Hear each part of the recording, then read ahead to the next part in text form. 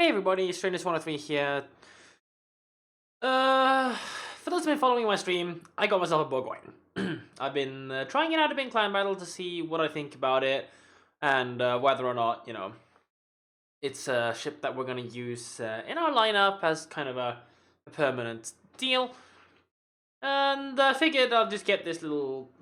It's not really a preview in the sense, but it kind of is a preview. I've had my hands on this thing for quite a while, thanks to being a super tester, but of course, anything that occurred in that period, we're not going to talk about. But figured since this, Christmas is coming up, and that means that on the 25th of December, you get a ship discount coupon reset, which basically means that, if you've got the resources to obtain either a Stalingrad or a Bourgogne, this is mostly for those that, have to decide, especially with the Snowflake event coming up, whether you'd like to get that thing or this thing. And of course, since it's a friendship, we had to put the Union Jack camo on it because I'm an ass. Anyways,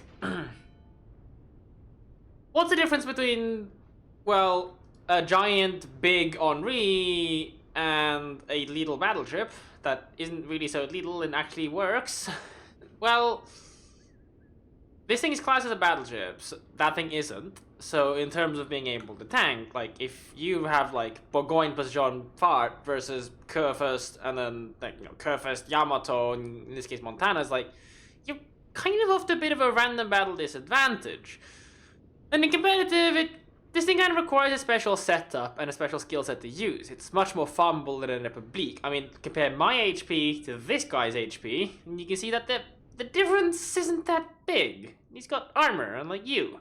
So, a Stalingrad can sit there and tank for quite a bit. Bourgogne doesn't get away with it that well. 32mm of armor everywhere, and it's, for all intents and purposes, if you want to know what this thing is, it's basically just an all-source, pre-nerf, at tier 10 with a reload booster. And it's also quite fast. It gets 15% bonus on its engine boost compared to the normal Battleship 8. So you can shift around the map pretty quickly. As you can see, I'm keeping pace with the Stalingrad right now, and this, slightly slower than the Minotaur if he's running a full signal package. Firepower-wise, I basically have bigger guns, 380s, compared to the Stalingrad's 305s, but the Stalingrad's guns are notably more accurate than that of the Bourgogne, although Bourgogne spews out more shells, somewhat to compensate for it. Stalingrad gets increased fusing times, but not to the Des Moines level. Stalingrad gets increased, not the fusing angles, pen angles, and also gets slightly improved fusing times. I think it's 0.22 instead of 0.33 33 seconds. I can talk today. Bourgogne gets none of that, because you're still basically firing an all-source weaponry package. Except you get better secondaries, you get 127s instead of 100mm guns, I believe. And a solid anti-aircraft package to boot as well, for those that care about that. So, yeah, if you're a battleship player, Borgogne, I wouldn't say, like, if you're a Kurfürst Yamato tank player, this thing may not really suit you. If you like the Henri, then I think this thing might be quite nice. So, yeah. Anyways, getting on with this game. What is it with this thing that really is, I guess you can say, good? In terms of, what is it actually good at doing? Well, spamming AG definitely is one of them, and speaking of being spammed, I'm being spammed by Worcester right now. You don't want to really sit there getting spammed by Worcester indefinitely. Yes, that was 8 overpens against the Hitler for 9 hits, 9 out of 12, so much for that accuracy. But if anyone wants to broadside you, yeah, you can push out some pretty significant amounts of damage. If people want to angle against you, on the other hand, we'll see a case of that shortly. If somebody wants to angle against it, this thing's dispersion can absolutely throw some curveballs, and else will just go not really where you wanted them to go, which is kind of unfortunate. You want them to hit the enemy, not the water next to them. You want to go fish. You don't want to go fishing. Anyways, there's some Cossack torpedoes coming through. We've seen the Asashio, we've seen the Shimas, just a Cossack remaining. Some pretty decent dispersion again. Let me see if I can't stop this lagginess of it. But yeah, So that's was only 4 out of 12 shells impacted against the Tirpitz at slightly longer range. Yeah, I'm gonna go around the corner. The Spitas Inishima is probably about to get caught by the Worcester or something. I'm now spotted by the Worcester, so I'm informing him that something's in front of me and it's the Worcester that's spotting me. You know, because the Cossack's still inside the cap, and this giant vision blocker would prevent him from being able to spot me. And, you know, the fact that he's put a smoke screen kind of prevents him from spotting me. I'm just gonna hold out a little bit. The Worcester does decide he's gonna reveal himself, so it gives a little bit of head warning as to what's going on. Completely misses the salvo as well, because I do manage to stop and drop on time. That's pretty much what this thing is able to do. You can mess with your forwards going speed quite well, but much like the Minotaur, you don't want to go toying with your backwards speed. This thing does not de-accelerate fast. Even with boost up, it takes a while to get this thing to stop. As you can see there, the ship also gets some pretty reasonable concealment. 12.6 is actually 100 meters better than that of Henri, so, you know, think of it as a big Henri, and you won't really have too much trouble with it. Anyways, enough with spamming AP at people. Let's go load up some HE shells and 6 hits, 6.2k damage. Not the world's best HE. I think it only does what is it, like 35 or 36% fire chance as well. Guns up again. Gonna spam HE the Worcester. You can see I do manage to drop in front of the Kurfürst shells. I was hoping the Worcester would filter, and that central grouping could have been quite powerful, but you know, it's still, you know, if you've been paying attention to it, like you can see I pick up the speed really quite well, but don't get this thing to stop. That's not gonna be a fun, enjoyable experience for you.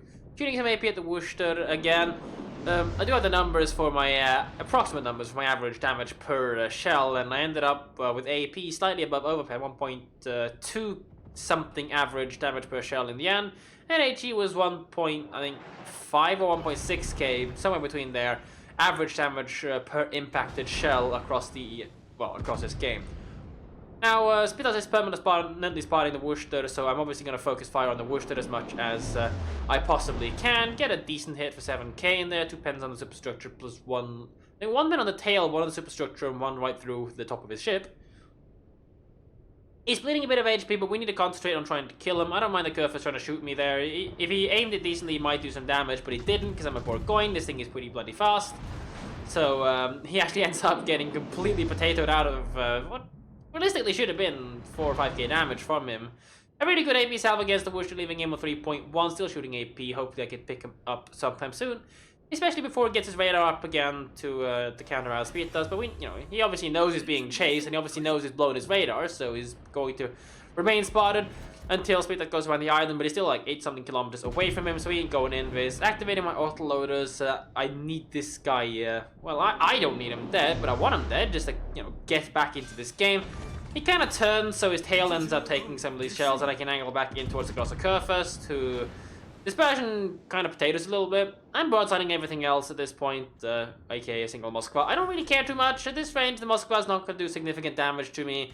I am basically perfectly angled. My main belt should be tough enough to eat a bunch of his shells, and even then, they might be slow enough that they just detonate in the Void Room. Except for anything that goes into the superstructure, which of course is going to have a much higher chance to do full damage. But if he hits my 32 plating on the upper side, he's got a chance to overpen that, so not the end of the world, really.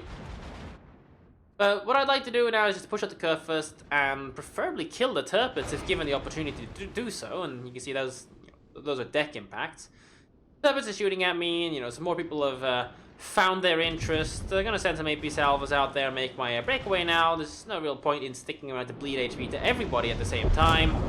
Do pick up the Tirpitz, which is of course quite good for me, and some Conqueror AG coming from across the map to set you on fire. Why not?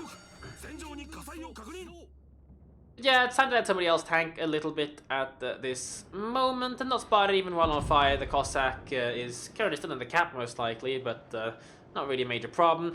Moskva decides he wants the radar somewhat prematurely, so he does catch Spitas, but it's not really a major problem at all. Nobody can really kill him at this point. He's gonna bleed a bit of HP, but he's not going to terminate due to that. out of the blue, unless, of course, some random torpedoes, which seem to be the bane of Spitas, show up. Well, random and random, but torpedoes seem to be the bane of Spitas.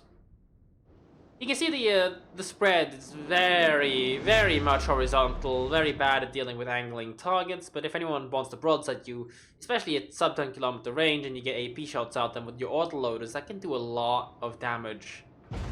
More Conqueror HE coming in, not really worried about it yet. I might not have that much HP, but if there's one thing this thing does well is that it trades surprisingly large amount of enemy ships quite well. So, you know, Conch's out, right? Fine. I'm gonna autoload you. Now, I could have loaded AP, but it's a Conch. It takes full HE damage. You know, just look at that. 12k HE damage with 7 hits. It's, you know, if people want to broadside you, this thing's dispersion. When it doesn't do these curves, like, just look at that. Just look at that dispersion. It's like, okay, another 7 hits. Comrade. And then, of course, you know, sometimes it's just gonna go like, okay, time to potato. This is not one of those cases, though. I mean, I potatoed the aim slightly. You can still, but you know, you can see I only got 2 hits in this case. The dispersion still looked pretty tight, though. And, you know, that's all right. Half an HP of the conch gone in in a couple of seconds. Iowa pitches in with another salvo, so it's half the conch gone. He's gonna be forced to use a heal right now. Could have tried to shoot the Moskva, and I, honestly, in hindsight, probably should. But I'm gonna go back to shooting this curve first. It's another case of hindsight. Could have loaded in on the AP, but I don't have a expert loader. I'm running a triple sets build, so you only get a single tier 1 skill.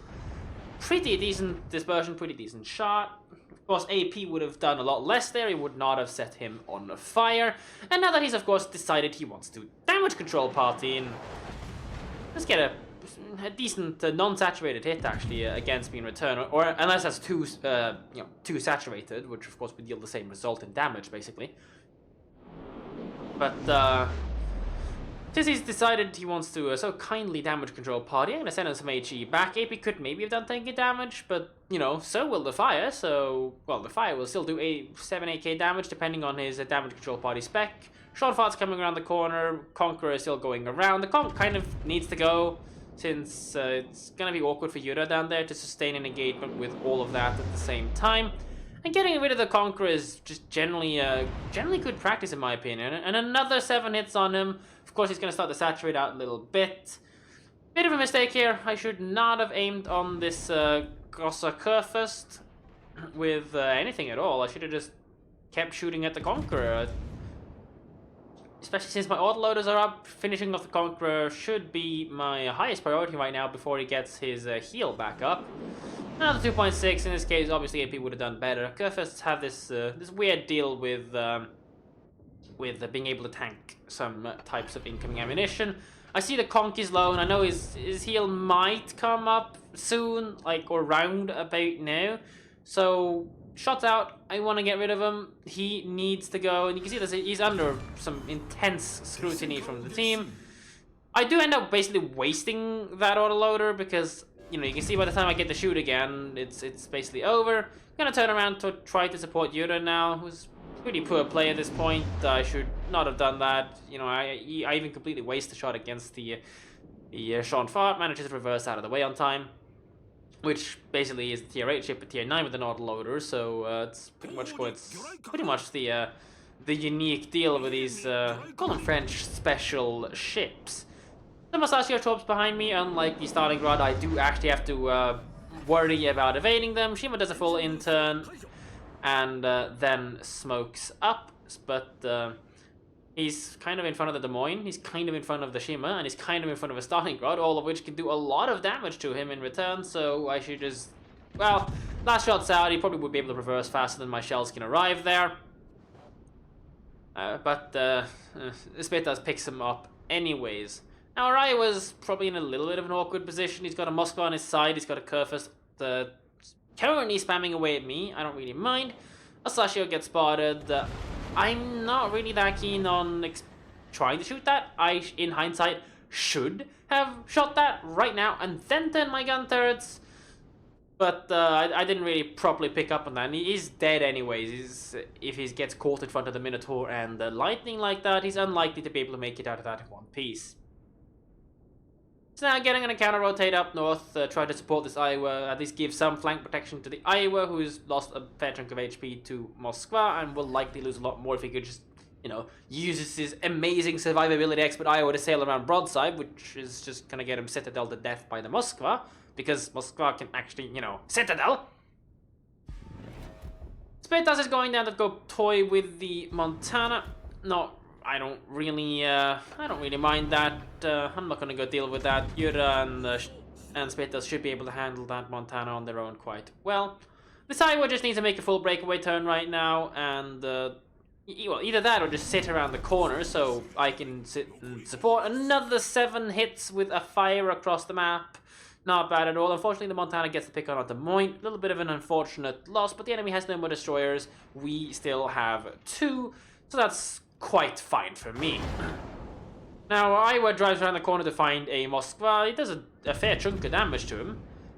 But as you can see, the guy's just broadsiding right now, so, you know, he's bleeding HP to the Moskva. Again, another 6 hits. This range, you kind of expect a few more. Another blap against the Iowa. I think this one came from the Grosser first. And, well, he probably ain't gonna make it out of that one alive. Don't even think he's gonna get another salve off. Maybe he gets another salve off.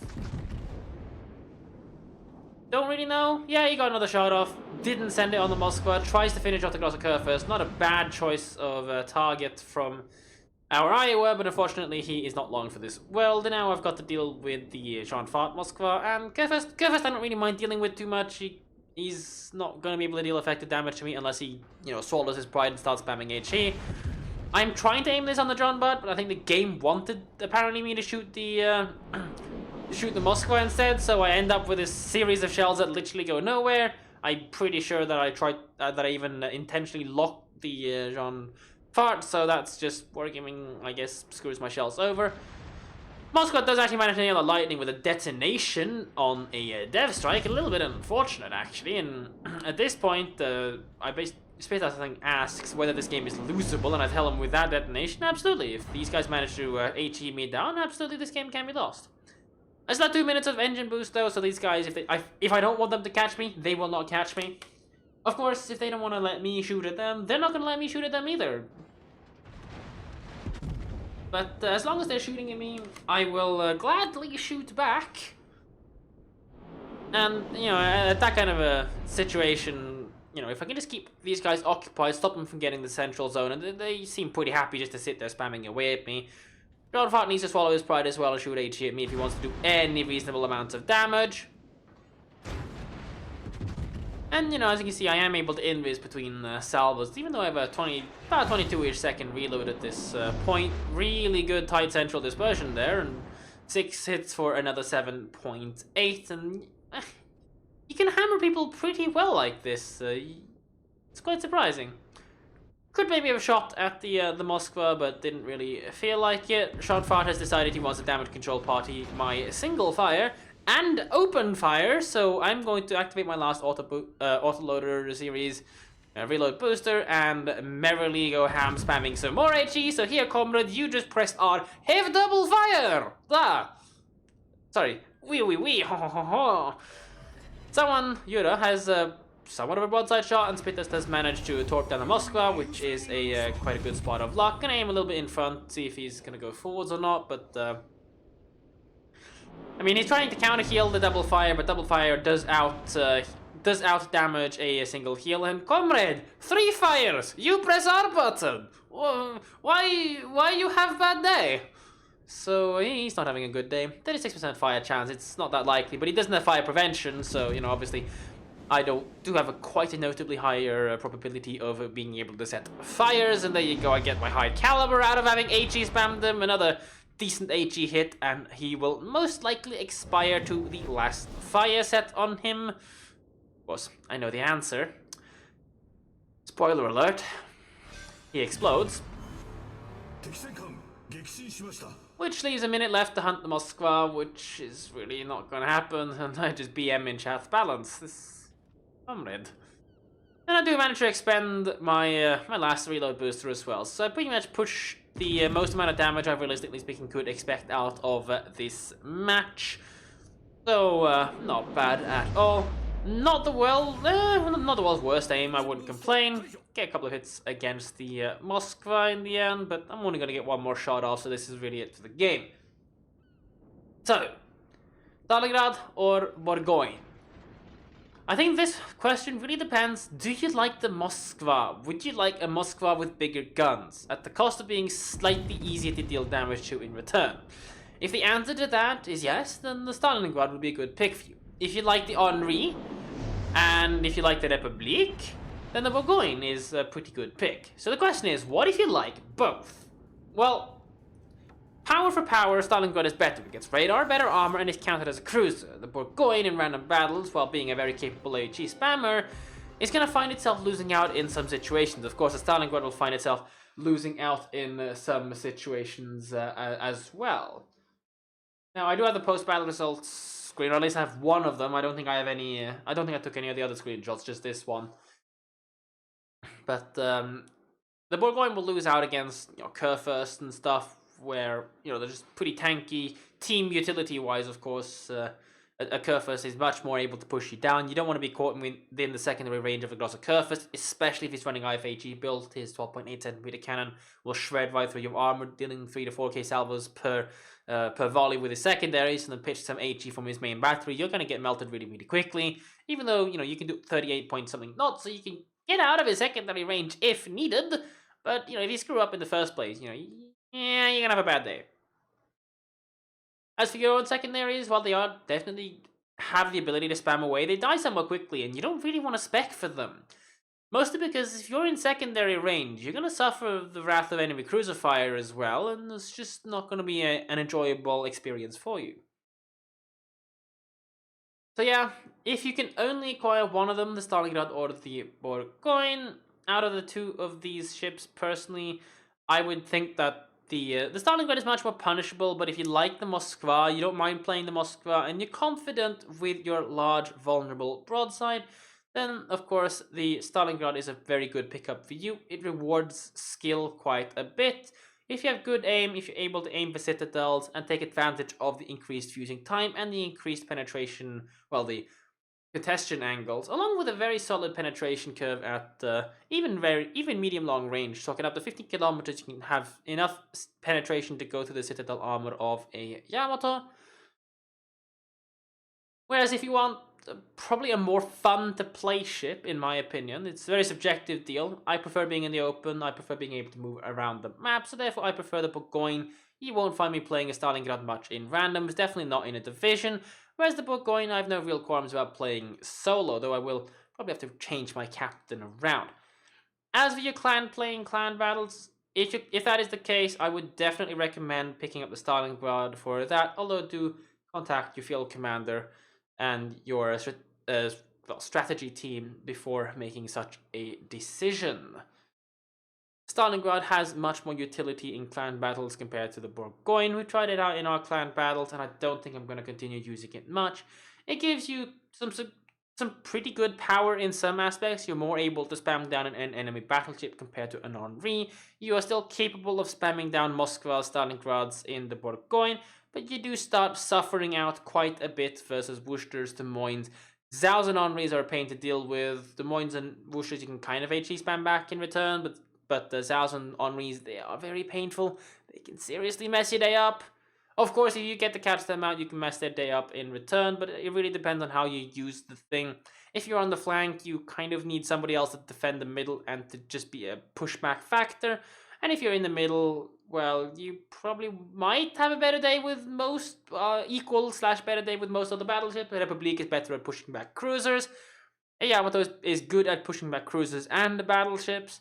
Although, of course, with these ships, the Republic is still capable of moving around the map. The Yamato is not. The Yamato, you park it somewhere, it's pretty much going to be stuck on that flank for the next at least 5 minutes. So, really remains to be seen. Perhaps I'll try the Borgogne and clan battles again on Wednesday, perhaps not. I do hope you guys enjoyed this replay cast, slash preview, slash little bulk. If you guys think, if you would like to see me go more into detail about the Borgogne, please do tell me in the comment section down below, and hopefully we can get some more Bourgogne replays. I do intend to play this thing in randoms, perhaps even on stream, depending on when I find the chance and opportunity to play some randoms. I'll highlight some of this thing's features, and perhaps even go ahead and make a this is the Bourgogne video. I haven't even done that of Stalingrad yet or anything, but the last I want to do is Kaga. We'll see. Hope you guys enjoyed this. Take care, and I'll catch you guys in the next one, whenever that is.